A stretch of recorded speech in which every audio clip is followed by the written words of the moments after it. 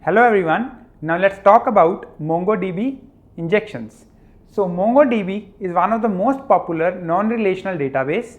So it's a non-relational database, which means it not store data in the form of rows and columns. But the interesting fact is that MongoDB database can be exploited similar to SQL injections and XPath injections.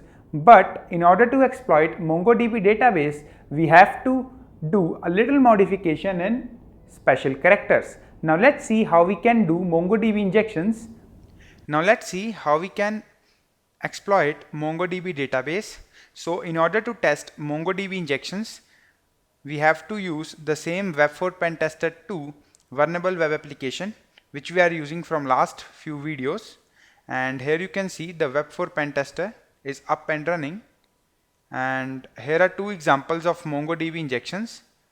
So let's open the first one, example 1, and here you can see that it asks us for the username and the password. And if you look at this URL, it looks same like the LDAP injections.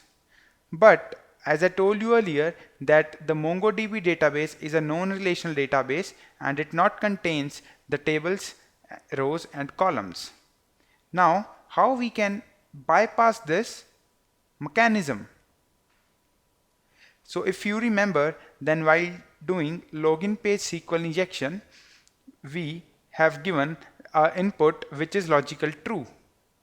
So that input was admin or 1 equals 1, which means this admin and or 1 equals 1. So this previous query and this statement will be compared, and as we know that 1 is equals to 1, it's a universal truth. So this query will be executed and will be successfully logged in. But as this MongoDB is a non-relational database, so we have to do some little modifications in our given input. So we'll just give admin. So instead of writing or, we will write the OR operator, which is 2 pipe signs, and we'll give it 1. And instead of typing this equals to sign, we have to write 2 equals to sign, so that it can become the equals to operator. So if we just give 1 equals to sign, then it acts like an assignment operator.